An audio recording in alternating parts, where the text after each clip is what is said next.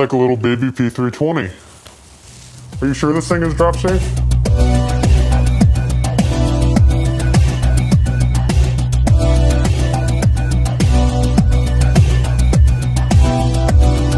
Sig Sauer P365. Sig Sauer's introduction into the polymer frame micro carry market. This gun really shook up the market when it first came out. Up until this point, there wasn't really anybody doing anything like this. This is probably the most innovative handgun to come out of the last decade, which is really depressing now that I say it out loud. This is a micro carry handgun. It's semi-automatic that holds 10 rounds with a flush fit magazine. To put that into perspective, it holds as much as a Glock 26 and has about the same overall profile as a Glock 43.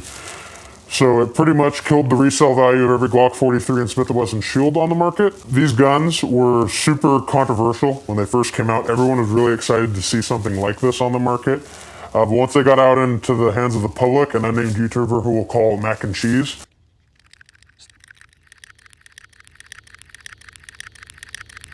That's the trigger flopping around. did a series of videos on these handguns giving Sig a big pee-pee slap. The issues he highlighted, there were three main ones. The first one was the strikers were having issues with striker drag, which was excessive compared to other subcompact semi-automatic handguns on the market at the time. So this was a big concern. People worried about their strikers breaking. I believe there were a few instances of them actually breaking. Whether or not that was a result of striker drag, we'll never know. Another issue was the Sig Light night sights were caving under the extreme recoil of this hand cannon, causing them to go full Chernobyl and leak their tritium prematurely, causing them to go dim a lot sooner than they should. Sig later came out with a replacement program, swapping all the Sig Light night sights out for their new X-ray sights, which remedied this issue. And then lastly, the trigger return springs were breaking, and that was kind of tied to rubbing on the magazines is what was believed to cause that issue. And rather than issue a recall on these handguns, Sig just stopped shipping them. Didn't do anything to address the first line of them other than fix the ones with the night sight issue. And then soon after shipped out what is now known as like second generation P365s. So not a recall, didn't recall them. Nothing was wrong with them off the get-go according to Sig other than the sights having problems. But they did make some internal changes to help alleviate some of those concerns. Magazine capacities on these, like I mentioned, with the flush fits, they do hold 10. Something really cool, they do make a slightly extended one, which holds 12. It sticks out a little bit far, kind of like a pinky extension, is how I like to think of it. And then they make a big stendo for it that holds 15. Who doesn't love happy sticks? And that's the same capacity as a Glock 19.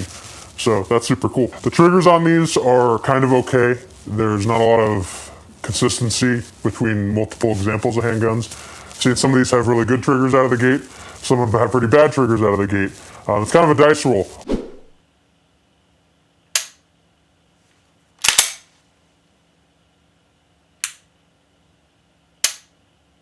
Overall, they're kind of okay, but that's just one minor downside to this handgun. These do ship with the factory metal night sights still, even after the issue with the first ones, but these are all the updated ones that were great. This is strides ahead of what the competition does. Other companies, namely Glock, treat their sights as somewhat of an afterthought and ship them out with these really shitty plastic sights that almost immediately need to be changed out for some sort of good metal night sight. So good on Sig for getting that right. Hands down, my favorite feature of this handgun is where the slide meets the frame. It looks like a little duck. This gun being as small as it is, with the capacity it has, makes it a great option for concealed carry. These things appendix carry like a dream. If you don't take personal defense seriously, you can carry this in your pocket.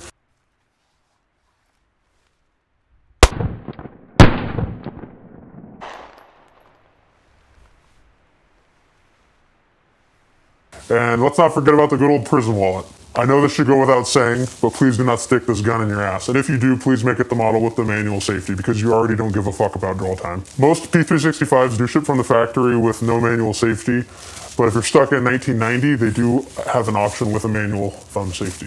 The Sig P365 does feature this proprietary accessory rail here. It doesn't fit any particularly good lights, But there's companies like Streamlight, namely, that make a pretty okay light for it, but it's a Streamlight, so take that for what you will. Hopefully in the future, something like this can be standardized across a lot of the micro carry handguns, and we could see more companies making quality weapon lights for micro compact handguns. SIG also does make the P365 in a long slide variant. It's called the P365 XL, which some might say defeats the purpose of a micro carry, and those people are right, it does. But if you want to be different and carry something other than a Glock 19 and want a longer sight radius, that's a pretty okay option. SIG also makes one of these in the SAS variant, which stands for SIG anti-snag.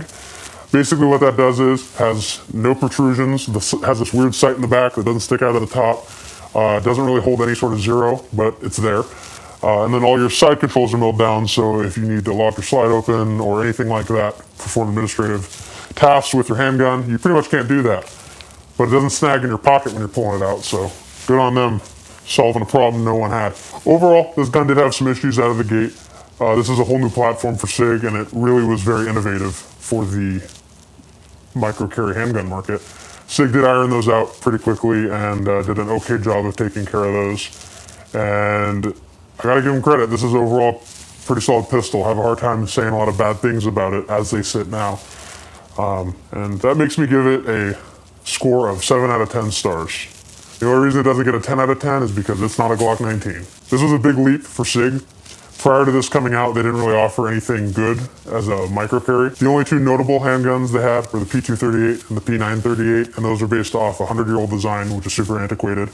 So SIG taking this leap and making a quality polymer frame striker-fired handgun is a big deal for them, and we should support them through that journey. As far as shootability goes, these do give you a lot of purchase considering how small they are. So they are pretty pleasant to shoot if you go into it expecting it to shoot like a micro compact. Awful. So set that standard really low and you'll be blown away with how well this thing shoots. The way SIG manages to fit 10 rounds in this magazine is rather than use a single stack or a double stack, they kind of use a hybrid, so it's a 1.5 stack. So with that big feat of engineering, they were able to fit 10 rounds in the flush fit magazines for this, which is super awesome. And I would like to say props to SIG for, doing something positive for the industry. They even got Glock to try and do something new with the Glock 43X. And remember, stay strapped or get clapped.